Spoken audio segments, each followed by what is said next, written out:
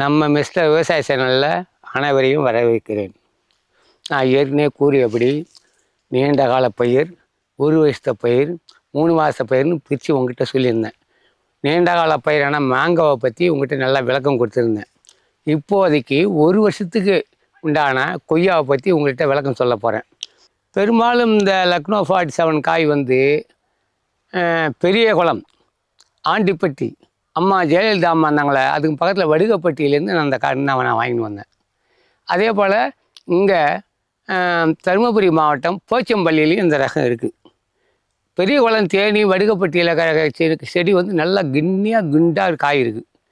பெரிய குளத்தில் இந்த கொய்யாவுக்கு ஆராய்ச்சி மையம் நிலையமும் இருக்குது. நான் நேரடியாக போய் பார்த்து வந்தேன். திண்டுக்கல் போய் இறங்கி, திண்டுக்கல்லேருந்து போய் இறங்கி பெரிய குளம் போயிட்டு அம்மா நின்ன ஆண்டிப்பட்டி பக்கத்தில் வடுகப்பட்டியிலேருந்து இந்த கண்ணை நான் வாங்கிட்டு வந்தேன்.